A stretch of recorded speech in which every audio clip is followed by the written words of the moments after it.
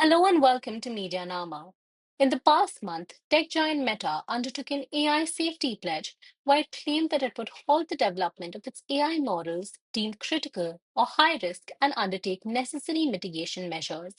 The 21-page document that Meta released on February 3rd, 2025, was part of its Frontier AI safety commitments that the company signed with other tech giants like Amazon, Google, Anthropic, and Microsoft, among others, at the AI Soul Summit 2024. Meta had committed to publishing its AI pledge ahead of the France AI Action Summit, and the release of the report could even be considered as a response to the critique of the company's open source approach to system development.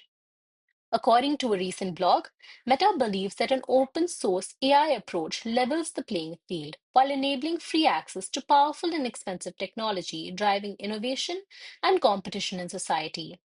In line with this, in 2023, Meta openly released the underlying technology of its AI chatbot creator Llama, with Meta's chief AI scientist even remarking in an online interview that the platform that will win will be the open one.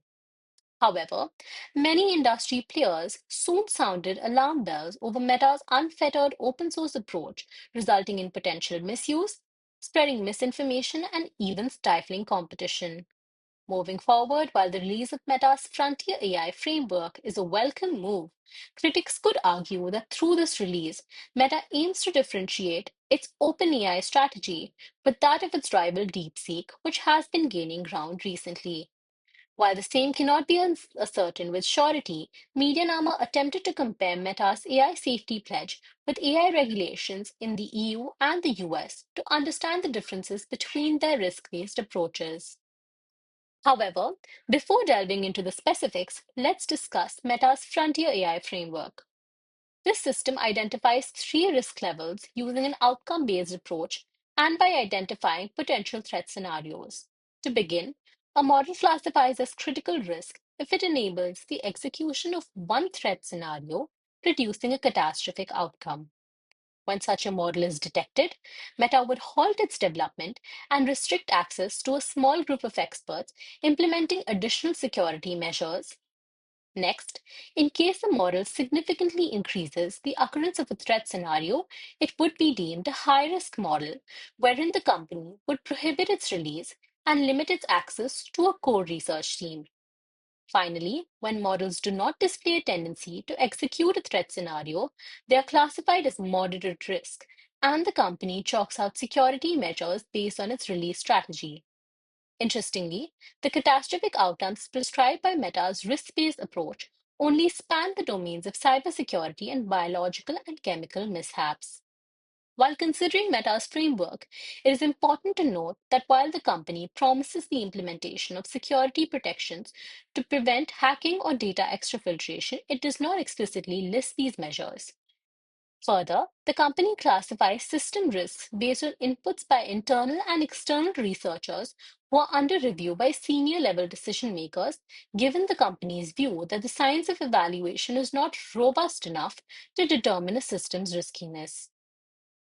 Moving on to the EU AI Act, it includes a risk based assessment depending on the broader risk posed by AI models to society and the fundamental rights of citizens.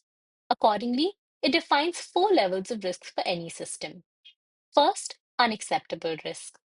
This comprises models that threaten the safety, livelihood, and rights of people by allowing banned practices like AI based manipulation, exploitation of vulnerabilities, and social scoring, among others.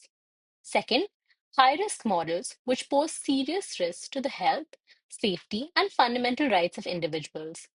High risk use cases of AI could be those embedded within safety components in critical infrastructure and whose failure could jeopardize the life and health of citizens.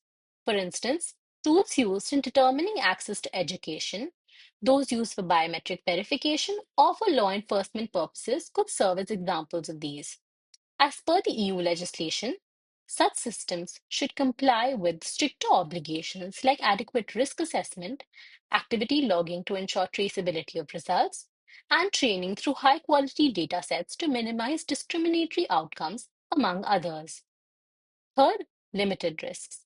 Models included within this category are subject to transparency obligations and ensuring that end users are aware that they're interacting with AI like chatbots and deepfakes. Within this, companies must also ensure easy identification of AI generated content through visible labeling and accompanying text on matters of public interest. And the fourth and final is minimal risk. This level extends to AI enabled video games and spam filters and remains largely unregulated. With the Act, the EU aimed to balance regulatory proportionality by protecting fundamental rights and freedoms without hindering AI adoption. The particular framework also acknowledged that certain AI systems require higher scrutiny than others.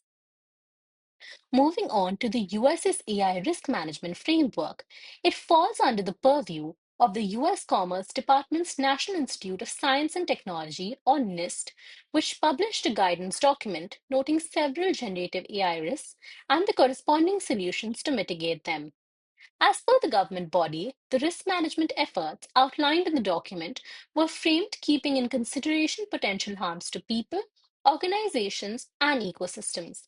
In classifying the types of AI risks, USA drew from UK's International Scientific Report on the Safety of Advanced AI. Of this, there were three risk categories identified. To begin, technical or moral risks, also known as risks from malfunction. This comprises outcomes like harmful bias, data privacy infringement, and dangerous or violent recommendations, among others. The next category comprises misuse by humans, also known as malicious use. This included easy access to chemical, biological, radiological, or nuclear information, also known as CBRN information, alongside other ill effects like obscene, degrading, abusive content, and data privacy violations. Moving on, the final category was ecosystem or societal or systemic risks that comprise environmental or intellectual property risks. Circling back to the original discussion, in its document, Meta also noted that it believes that by considering both benefits and risks in making decisions about how to develop and deploy advanced AI, it would be possible to deliver that technology to society in a way that preserves the benefits of the technology to society while also maintaining appropriate levels of risk. While Meta's move towards a risk based classification for AI models is noted, this compliance remains largely voluntary and focuses on the company's internal risk management strategies and governance. Finally, as Meta contends that its framework is not absolute and subject to updates depending upon the evolution of the technology and of the AI ecosystem, it will be interesting to note how the tech company complies with global risk based norms and develops its own simultaneously. Thank you for watching. For more tech policy updates, please subscribe to MediaNama.